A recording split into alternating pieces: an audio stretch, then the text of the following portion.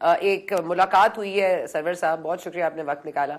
एक मुलाकात चौधरी शुजात हुसैन साहब ने की परवेज इलाही साहब से, अभी पिछले दिनों जो एक दूसरे देखने के रवादार नहीं थे, जिनके बच्चे भी कह रहे थे कि ये अब हमारी पार्टी में नहीं है और लोग चेंज ओवर भी हो रहे थे, ये जब उनसे पूछा गया चौधरी शुजात हुसैन साहब ने, तो उन्होंने कहा कि मतलब बुरे अच्छे वक्त में मेरे भाई हैं और मैं वो काफ लीग का हिस्सा है।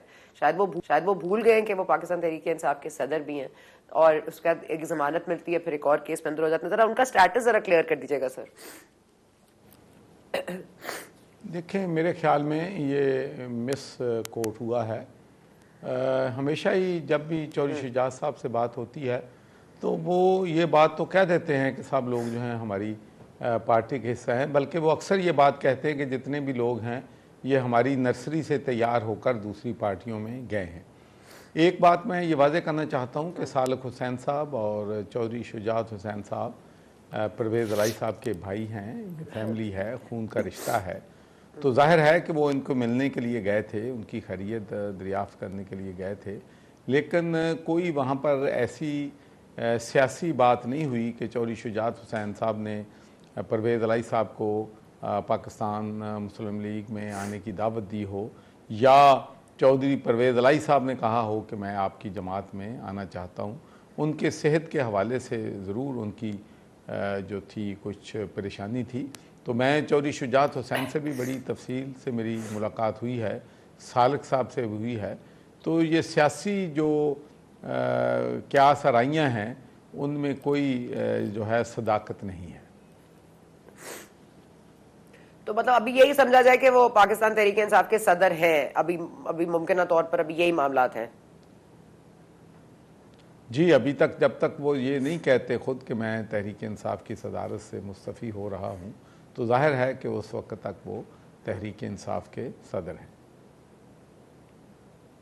लेकिन चौधरी शुजात साहब की मुलाकात से इतना तो हुआ कि उनको बी क्लास की जेल मिल गई, ये तो अच्छी बात है। लेकिन सर अब ये मामला जरा पॉलिटिकल से सारा थोड़ा मीशत में भी देख लें। कल एक मिलिट्री कोर्ट्स का भी मामला है जो सुप्रीम कोर्ट में चलेगा कि ट्रायल होना चाहिए मिलिट्री कोर्ट्स के हवाले से। नहीं, मैं आपका मौक़िफ़ इस पर भी जानना चाहूंगी। दूसरा, ये जो एक एपेक्स कमेटी बनी है या काउंसिल बनी है इकोनॉमिक रिवाइवल के लिए, उस पर जो एतराज़ात है या जो कम अज़ कम तहफ़्फ़ुज़ात हैं वो जो सामने आ रहे हैं, उस पर भी अगर आप नज़र डाल दें सर। देखिए, पहली बात तो यह है कि ये एक बदकिस्मती है कि आप किसी भी इन्वेस्टर जो हैं उनसे पूछ लें, चाहे वो पाकिस्तानी नेशनल या ड्यूल नेशनल पाकिस्तान में इन्वेस्ट करना चाहते हैं या वो एफडीआई के तहत करना चाहते हैं, तो उनका एक ही हमेशा से ये एतराज़ रहा है कि आपको मालूम है कि सऊदी अरब जो है वो भी बहुत ज़्यादा इन्वेस्टमेंट पाकिस्तान में करना चाहते थे, यूएई वाले करना चाहते थे, दूसरी कंपनियां जो हैं मल्टीनेशनल कंपनी वो करना चाहती हैं, लेकिन वो रेड टेप की वजह से वो जो है वो इन्वेस्टमेंट पाकिस्तान में नहीं आती। तो मैं समझता हूँ ये तो एक अच्छा कदम है कि सिंगल विंडो जो है लोगों को अपॉर्चुनिटी दी जाए कि जो लोग भी पाकिस्तान में बिज़नेस करना चाहते हैं, जो यहाँ पर इन्वेस्ट करना चाहते हैं, उनको किसी किस्म की भी जो मुश्किलात हैं वो नहीं होना चाहिए। और मोर इम्पॉर्टेंटली मैं तो हमेशा से ये बात कह रहा हूँ कि पाकिस्तान जो है उसके पास रिसोर्सेज की कमी नहीं है। हमें देखें, इंडिया की इस वक्त आईटी की इनकम जो है इज़ मोर दैन $200 बिलियन, तो पाकिस्तान जो है $1.5-2 बिलियन पे है।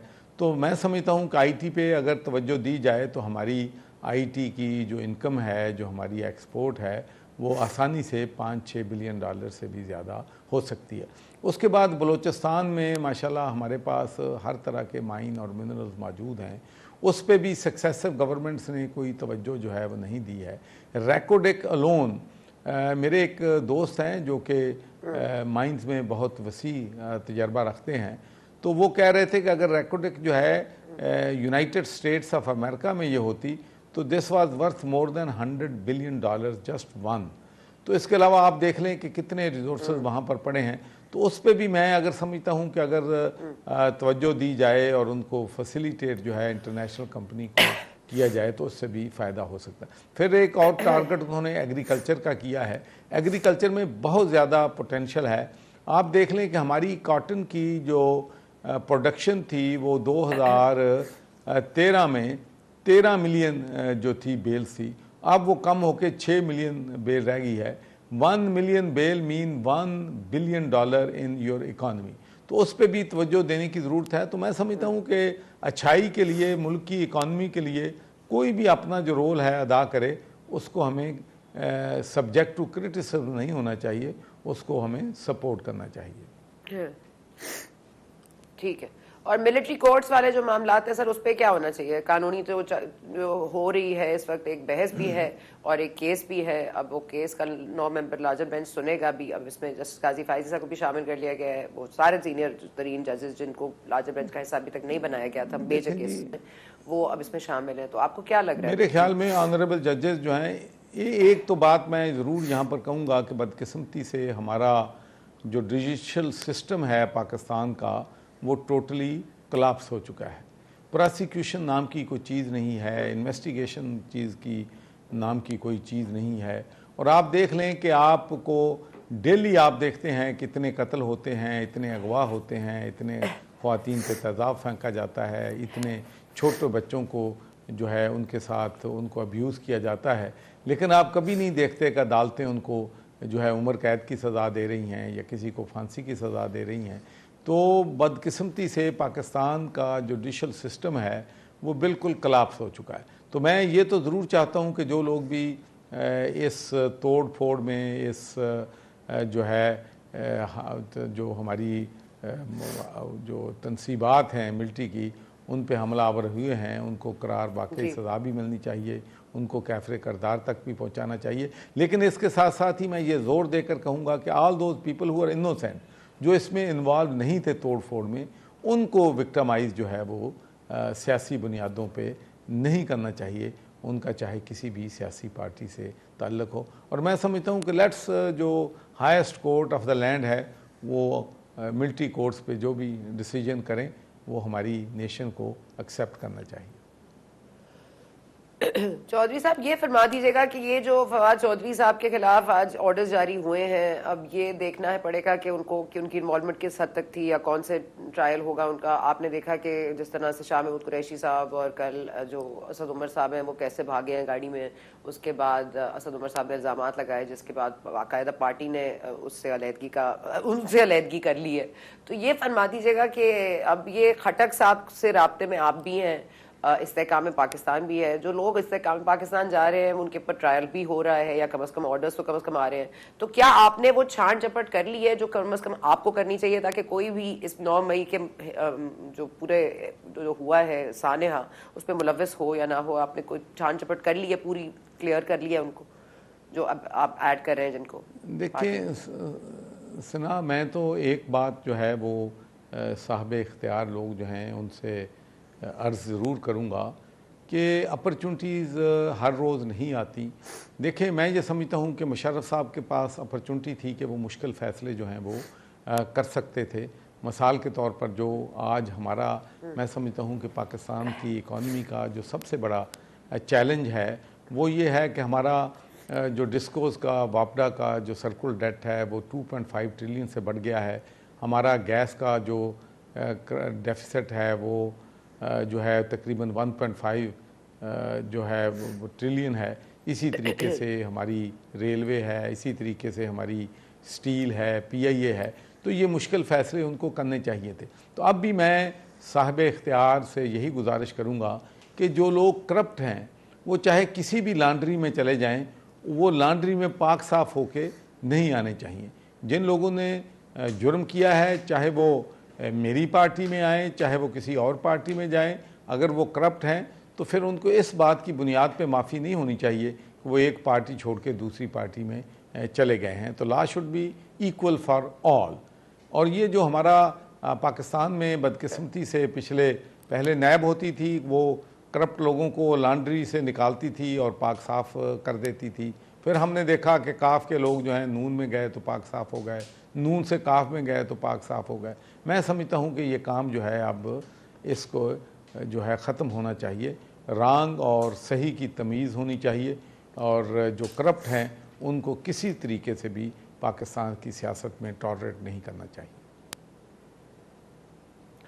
सर इससे मुराद आप कोई नाम लेना चाहेंगे, क्योंकि कल इस्तेहकाम पाकिस्तान साहब के जो मुराद राज साहब हैं वो हमारे साथ प्रोग्राम में मौजूद थे। उन्होंने कहा शाह महमूद कुरैशी साहब के लिए भी जगह मौजूद है, असद कैसर के लिए भी जगह मौजूद है, असद उमर साहब भी आना चाहें तो बिल्कुल, शाह महमूद कुरैशी साहब भी आना चाहें बिल्कुल जी, सब जगह ही जगह है उनके लिए। तो आपके दिल में या पार्टी में जगह है इन लोगों की?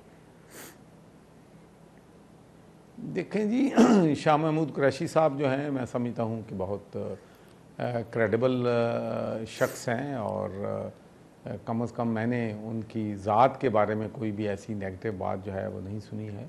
असद उमर साहब हैं, असद कैसर साहब हैं, परवेज़ खटक साहब हैं, ये मेरे लिए सब लोग जो हैं काबिल एहतराम हैं। और मैं इनके साथ, परवेज़ खटक साहब से भी मेरी बात हुई है, लेकिन अभी तक उन्होंने मेरे ख्याल में कोई फ़ैसला जो है वो, परवेज़ खटक साहब ने, शाह महमूद कुरैशी साहब ने कोई फ़ैसला जो है वो अभी नहीं किया है। मेरा ख्याल है कि वो जो भी फ़ैसला करेंगे सोच समझ कर वो फ़ैसला करेंगे। तो ये खटक साहब की इस वक्त पोजीशन क्या है? क्या वो पाकिस्तान तहरीक इंसाफ से अलहदा हो गए हैं बाज़ाब्ता तौर पर? और शाह महमूद कुरैशी साहब, क्योंकि मुझे तो नहीं लग रहा कि शाह महमूद कुरैशी साहब ने पाकिस्तान तहरीक इंसाफ छोड़ी है, तो फिर दूसरी पार्टियों में जाने की बुनियाद क्या बनेगी? देखें, अभी तक तो जो है वो शाह महमूद कुरैशी साहब ने कोई किसी किस्म की अनाउंसमेंट जो है वो नहीं की है।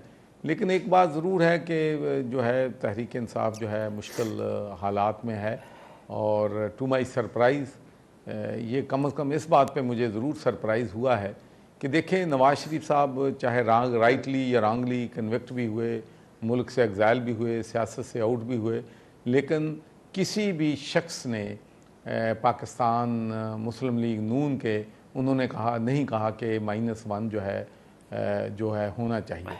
लेकिन तहरीक इंसाफ के बहुत से लोग प्राइवेटली ये बात पे फोकस कर रहे हैं कि अब खान साहब को स्टेप बैक करना चाहिए और पार्टी को जो है वो बचाना चाहिए। तो कम से come this is very surprising for me, इसलिए कि मैंने तो वो वक्त भी देखा था कि जब मैं इन दोस्तों से कहता था कि देखें खान साहब गलत फ़ैसले कर रहे हैं जिससे पार्टी को नुकसान होगा, और आप सब लोग जो हैं, हम सब लोग जो हैं, हमारा रास्ता जो है जेलों की तरफ जा रहा है, तो हमें खान साहब के सामने खड़ा होना चाहिए, खान साहब से डिसएग्री करना चाहिए। लेकिन उस वक्त तो वो कोई भी उनके सामने सर कासिम के अब्बा कहे, खान साहब ना कहे। अच्छा सर,